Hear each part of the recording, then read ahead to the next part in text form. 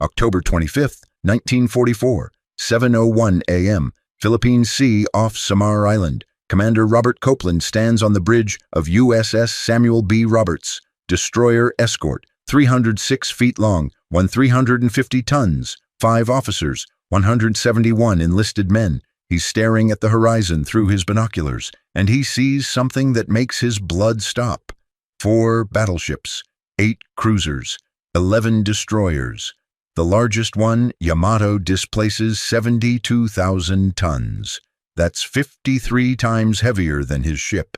Her main guns fire shells that weigh more than a Volkswagen. Each one, she has 9 of them. The math is simple.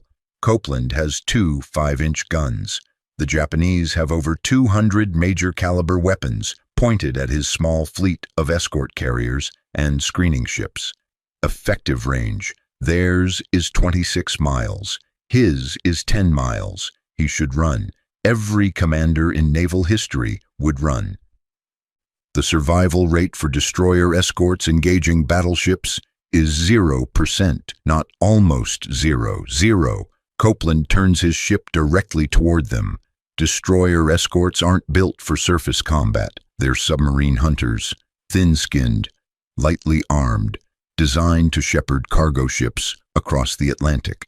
The Samuel B. Roberts has armor plating you could puncture with a screwdriver in the right place. Her maximum speed is 24 knots. The Japanese cruisers can do 35. She carries 220 rounds of 5-inch ammunition. Total, the USS Iowa carries 2,800 rounds just for her secondary batteries. Behind Copeland are 6 escort carriers, basically cargo ships with flight decks welded on top. They're loaded with aviation fuel and bombs. 1 direct hit and 800 men die in seconds. They have no armor. They were never supposed to see an enemy ship. The Japanese fleet can sink everything here in 30 minutes, maybe less. Copeland's job was to make smoke screens and hunt submarines, not fight the Japanese Imperial Navy's most powerful surface action group. This is not his fight. This is not his ship. This is not mathematically possible. But Robert Copeland is about to turn a 1,350-ton escort ship into a surface combatant that makes the Japanese think they're fighting something 10 times her size, because in the next 2 hours and 37 minutes, his ship will close to point-blank range with a battleship and live. Fire every single round of ammunition aboard, including star shells meant for illumination at armored warships. Score direct hits on a heavy cruiser with her last 3 torpedoes while under fire from 8 ships simultaneously. His advantage? He genuinely doesn't care about the odds. Robert Withernham Copeland, born September 9, 1910, Tacoma, Washington, the son of a construction foreman who taught him that if you're going to build something, you build it right, even if no one's watching. At 12 years old, he built a wooden boat in his backyard, launched it in Puget Sound. It leaked immediately. He didn't abandon it. He climbed in, bailed water with a coffee can for 4 hours, and rowed it back to shore. His father asked why he didn't just swim. Copeland said, "I built it, I finish with it." That was always his nature. But to understand how a man turns a destroyer escort into a legend, you need to know what made him different from every other commander in the Pacific. Robert Copeland didn't go to Annapolis. He was a 90-day wonder, reserve officer trained in 3 months because the Navy needed bodies fast. Most career officers looked at reservists like temporary help, warm bodies to fill empty uniforms. His first navigation exam, he scored 97%. His instructor pulled him aside, said most Annapolis graduates don't break 90%. Asked if he'd studied navigation before. Copeland said, "No, sir, but the math doesn't change whether you went to college for 4 years or 4 months." The instructor wrote in his evaluation, "Dangerously confident, recommend surface warfare." Copeland graduated July 1942, 28th in a class of 247. He requested destroyer duty. They gave him convoy escort in the Atlantic. Not glamorous, not combat, just shepherding merchant ships through U-boat hunting grounds. He didn't complain. He learned every system on the ship, learned them so well he could operate the fire control computer manually if the electrical system failed. His captain noticed, wrote, "This officer treats a temporary commission like a permanent obligation. Sub-chasers are even smaller than destroyer escorts, 110 feet, wooden hull, 65 tons.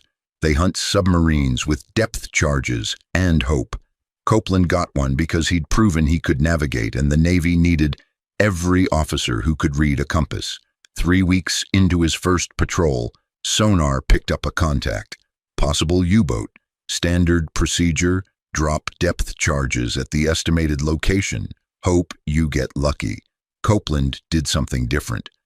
He tracked the contact for 47 minutes, plotted its course, calculated where it would be in 6 minutes based on its depth and speed, positioned his ship not where the submarine was, but where it was going to be, dropped a full spread of depth charges.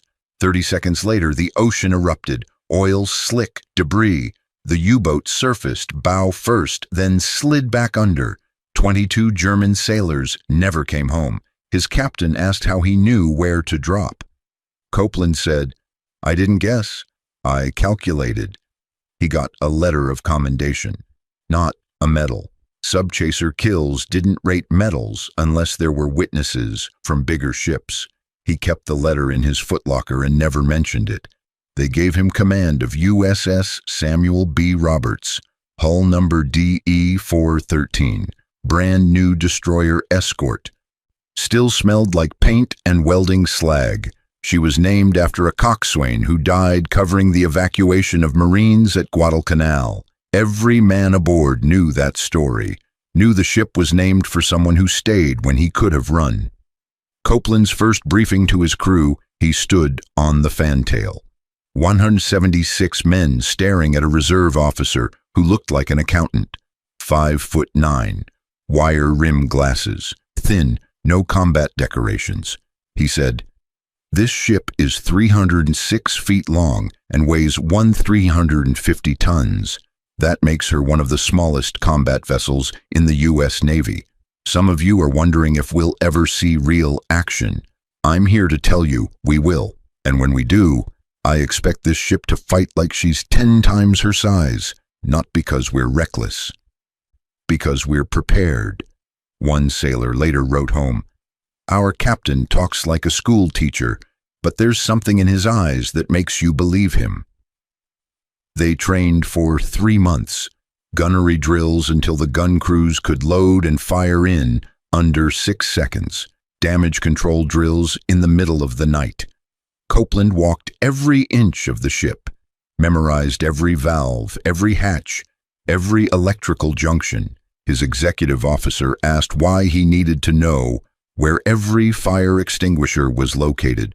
Copeland said, "Because when things go wrong, I won't have time to ask." The Roberts escorted convoys from Boston to Casablanca, boring work, zigzag patterns, sonar pings, watching empty ocean for 12 hours at a stretch, except on June 12th when radar picked up an aircraft contact, single plane, closing fast. Could be friendly, could be a long-range German bomber. Standard procedure, wait for identification. Copeland went to general quarters before the plane was within visual range. His crew thought he was overreacting. 60 seconds later, the aircraft came in low. Heinkel Ho 177, German bomber, lined up on the convoy's lead freighter. The Roberts opened fire first. 5-inch guns, 40 millimeters, 20 millimeters, everything. The Heinkel never released its bombs. It clipped the water at 240 miles per hour and disintegrated. After action report said, Commander Copeland's early identification and immediate response likely saved 8,000 tons of cargo and 47 merchant sailors. Copeland's entry in the ship's log, aircraft destroyed, no casualties, resumed station. His crew stopped questioning his decisions. The Navy sent the Roberts to the Pacific. Lady Gulf operation. The largest naval battle in history was about to happen. The Roberts would be there. Copeland gathered his officers, showed them intelligence reports, Japanese fleet movements, told them, "We're not in the Atlantic anymore. Out here we might face surface ships. If that happens, remember, we're not designed to fight battleships, but if we have to, we will, and we'll make them think they're fighting something much bigger." His gunnery officer asked, "How do we do that, sir?" Copeland smiled. "We don't miss, and we don't stop." By October 24, 1944, Robert Copeland had trained his crew to operate like a ship twice their size, commanded with the precision of an Annapolis graduate, and earned a reputation for being mathematically fearless. But nothing would compare to what happened next. October 25, 1944, 7:01 a.m., Philippine Sea. This is how they did it. The Japanese fleet shouldn't be here. American intelligence said they were retreating, said the carriers' airstrikes had crippled them, said Taffy 3, the call sign for Copeland's escort carrier group, was safe. Intelligence was wrong. Admiral Kurita's center force, 4 battleships, 8 cruisers, 11 destroyers, came through San Bernardino Strait at midnight, undetected. Now they're 17 miles away and closing at 30 knots. They've already opened fire. Shells the size of refrigerators are landing near the escort carriers. Copeland's on the bridge. His radar operator's voice cracks. "Skipper, I'm counting 23 major contacts, bearing 330, range 32,000 yards, and closing. The escort carriers are turning south, running, making smoke. Their aircraft are launching with whatever bombs they have. Most are carrying depth charges, useless against armored ships." Copeland does the math. The carriers make 18 knots maximum. The Japanese make 30. The math ends with everyone dead in 40 minutes. Admiral Clifton Sprague, commanding Taffy 3, transmits, "Small boys, form up and attack. Repeat, attack." Small boys means destroyers and destroyer escorts. 7 ships total against 23. Copeland looks at his executive officer. You heard him. His exec says, "Skipper, we're not even a real destroyer." Copeland says, "Then today we become one." He turns to his helmsman. "All ahead flank. Come right to 330. Sound general quarters." The Samuel B. Roberts turns toward the Japanese fleet. The Japanese can hit them from 26 miles. The Roberts guns are effective at 10 miles. To fight, they have to close 16 miles while under fire from the most powerful naval guns ever put on a ship. Make smoke. The Roberts has smoke generators. She lays a thick chemical fog. The destroyers USS Johnston, USS Hole, and USS Heermann are doing the same. The smoke hides the carriers, also hides the Roberts. Smoke hides the Japanese too. Copeland can't see what he's shooting at.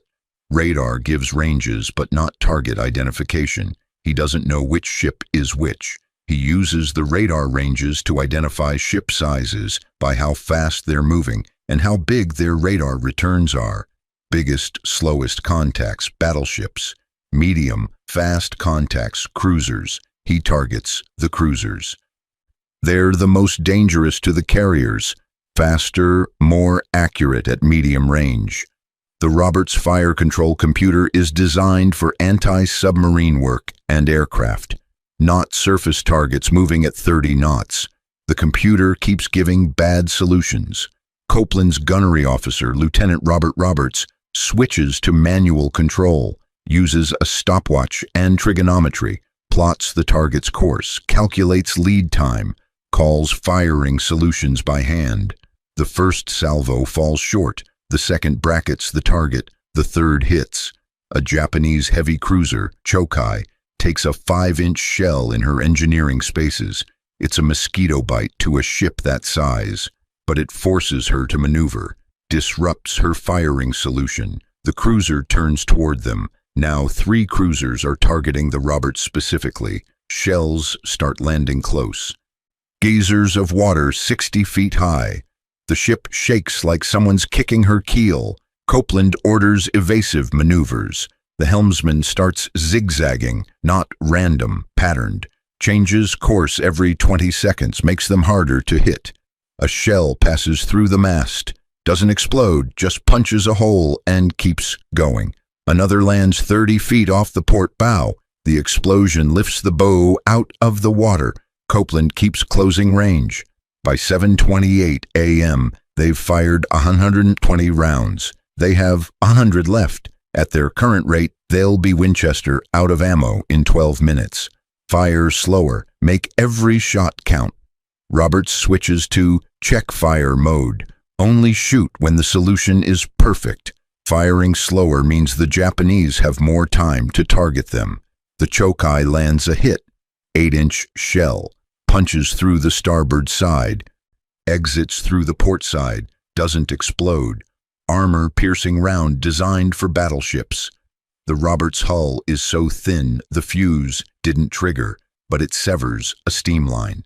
Scalding steam fills the aft engine room. 3 men die instantly. The ship slows to 17 knots. Chief Engineer William Serafini isolates the damaged line, reroutes steam through auxiliary systems, gets the ship back to 22 knots in 4 minutes. He does this while standing in 140-degree heat, wearing a sound-powered phone headset, calling updates to the bridge between burns. At 7:35 a.m., range is down to 10,000 yards. Copeland's reached torpedo range. The Roberts carries 3 Mark 15 torpedoes. That's it. Most destroyers carry 10. Don't waste them. Copeland waits. Lets the range drop to 4,000 yards, less than 2.5 miles. Point-blank range for torpedoes. He picks his target, heavy cruiser closing on the carriers. Big, slow, predictable course. Fire torpedoes, full spread. All 3 go. They run straight, hot, true. The cruiser spots the torpedo wakes, starts turning. She's going to dodge. She can't. The cruiser's maneuvering to avoid torpedoes puts her directly in the path of the 3rd one. It hits amidships. The explosion breaks her keel. The cruiser, Chikuma, begins listing immediately. Copeland's crew cheers. He doesn't. He's counting shells. They're down to 47 rounds. They've shot their torpedoes. They're running out of 5-inch ammunition. The Japanese are still coming. 8 ships are now firing at the Roberts and the other small boys. Keep shooting. Use everything. Roberts orders the gun crews to load star shells, illumination rounds meant for night fighting. They're not designed to damage ships, but they're projectiles. They'll force the Japanese to keep maneuvering. A 14-inch shell from the battleship Congo hits the Roberts at 7:51 a.m. Forward engine room. The explosion is catastrophic. Kills 11 men. Destroys the forward boiler. The ship drops to 12 knots. Then 8. Then 5. Steam pressure drops. Electrical power fails. Backup generators kick in, but they only power essential systems. The 5-inch guns switch to manual operation. The crews have to hand crank the guns to aim. They keep firing, slower now, but they keep firing. Manual loading, manual aiming, manual firing. 6 seconds per shot becomes 12, but they don't stop. Gun 51, forward 5-inch mount, fires 32 rounds on manual. The crew can see the Japanese ships now. No fire control computer, no radar, just eyes and math. They're hitting a moving target from a ship that's barely moving with guns they're operating by hand. At 8:11 a.m., the Roberts loses all propulsion. She's drifting. Speed, 0. The Japanese cruiser tone closes to 7,000 yards. Starts hitting her systematically. There isn't one. You can't maneuver without engines. You can't run without propulsion. All Copeland can do is keep shooting and prepare for the worst. He orders, "Abandon ship procedures, stand by." But he doesn't give the order yet. The Japanese are hitting them every 30 seconds now. Shells are punching through the hull. The Roberts is flooding. The aft magazine is taking water. If water reaches the ammunition, it'll explode. Damage control teams flood the magazine intentionally, ruins the ammunition but prevents an explosion. Copeland orders the 40mm and 20mm gun crews to keep firing. They're shooting at cruisers with guns designed for aircraft. It's useless, but it keeps the Japanese targeting them instead of the carriers. 8:35 a.m. The Roberts has taken dozens of hits. She's listing 20 degrees to port. The bow is underwater. The stern is rising. Men are being killed by shell fragments, by steam, by fire. Copeland gives the order. Abandon ship.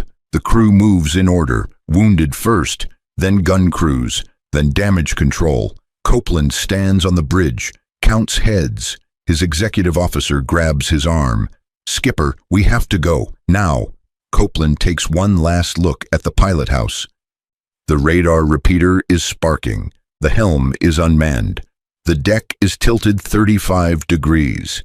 He hears the groan of metal tearing. He and his exec jump from the bridge wing, 20 feet into the water. The Roberts rolls onto her beam ends. Her forward mast touches the water. Men are swimming away. Some have life jackets, some don't. The Roberts' stern rises vertical, screws in the air. She hangs there for 11 seconds. Then she slides under, bow first, quiet, fast. 8:51 a.m. The USS Samuel B. Roberts disappears beneath the Philippine Sea. Copeland treads water, counts heads. He sees clusters of men holding on to flotsam, debris, life rafts, splashes where shells are still landing nearby. The Japanese fleet is moving past them now, chasing the carriers. The carriers are escaping. The smoke, the aircraft, the suicidal charge of the small boys. It worked. Admiral Kurita thinks he's facing fleet carriers and heavy cruisers. He orders his ships to regroup. The battle off Samar is ending. Robert Copeland, his crew, and survivors from other ships float in the water. They'll be there for 50 hours before rescue arrives. 89 men from the Roberts will survive. 90 will not. Copeland, floating on a piece of decking, tells his men, "We did our job. We held them. The carriers are safe." One sailor, gunner's mate Paul Carr, died in the wreckage of his gun mount. He was found with a 54-pound shell in his arms, trying to load it manually after everyone else in his crew was dead. Copeland would remember that for the rest of his life. October 27, 1944. The survivors are pulled from the water by USS Dufillo, another destroyer escort. Copeland is delirious from sun exposure and swallowing seawater. He keeps asking if the carriers are safe. The corpsman tells him yes. All 6 carriers survived. When Admiral Sprague visits the survivors in the hospital ship, he finds Copeland sitting up in bed, writing. Copeland's writing a letter to Paul Carr's mother. Sprague asks what happened out there. Copeland says, "We fought, sir. The ship fought like she was 10 times her size." Sprague says, "I know, we all saw." The official action report uses the word unprecedented 4 times. The Samuel B. Roberts fired 608 rounds of 5-inch ammunition in 2 hours and 37 minutes. She scored direct hits on at least 2 heavy cruisers. Her torpedo spread helped sink the Chikuma. Her actions, combined with the other small boys, convinced Admiral Kurita he was facing a much larger force. Historians later call it the greatest torpedo attack in naval history. The battle off Samar becomes legend. The destroyer USS Johnston, destroyer USS Howell, destroyer escort USS Samuel B. Roberts, 3 small ships that charged a battleship fleet and survived long enough to change the outcome of the largest naval battle ever fought. The story spread through the fleet within days. Sailors started calling the Roberts the destroyer escort that fought like a battleship. Copeland received the Navy Cross, 2nd highest decoration for valor. The citation reads, "For extraordinary heroism and distinguished service, facing overwhelming odds with calm determination. Inspiring devotion to duty among his men. He never wore it. April 1945, Okinawa. They gave Copeland a new command, USS Aaron's Destroyer Escort, DE-575, nearly identical to the Roberts. He requested it, said he knew the class, knew what it could do. April 6, 1945, the Japanese launch Operation Tengo, massive kamikaze attack, 355 aircraft. The Aaron's is on radar picket duty, sitting 40 miles offshore, acting as an early warning station. First target for kamikazes. At 3:17 p.m., radar picks up 47 inbound aircraft. Friendly combat air patrol intercepts most of them. 4 breakthrough, heading directly for the Aaron's. Standard doctrine, evasive maneuvers. Call for support, hope they miss. Copeland orders the Aaron's to reverse course, directly toward the incoming kamikazes. His reasoning, if he closes the distance, their approach angle gets steeper.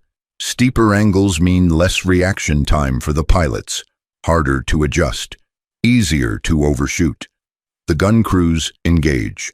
40 millimeters, 20 millimeters, 5-inch proximity fuses. One kamikaze disintegrates at 800 yards, second at 600 yards, third at 400 yards. The fourth gets through, diving at 300 miles per hour. It clips the mainmast, takes off the radar antenna, crashes into the ocean 50 feet off the port side. Explosion throws water across the deck. The Aaron's rocks, holds together, 0 casualties, 0 damage to the hull. After action report, Aaron's aggressive defensive tactics resulted in successful defense of station and ship. Copeland's log entry, 4 aircraft engaged, 4 aircraft destroyed, damage, 1 radar antenna, replaceable. Same pattern, same logic, same man. Copeland stayed in the Navy, made it a career, not because of fame, because it was the job. He commanded 3 more ships, trained hundreds of officers, served in Korea, served in Vietnam as a logistics officer, never fired another shot in combat. In 1954, at the Naval War College, he taught a class on surface tactics. A student asked, "Commander, what were you thinking when you turned toward the Japanese fleet at Samar?" Copeland paused, adjusted his wire-rimmed glasses, said, "I was thinking about the math. If we ran, they'd catch the carriers in 40 minutes. If we fought, maybe we'd buy an hour." The math said fight. The student said, "But you could have been killed." Copeland said, "So could the 5,000 men on those carriers. The math didn't include my preference."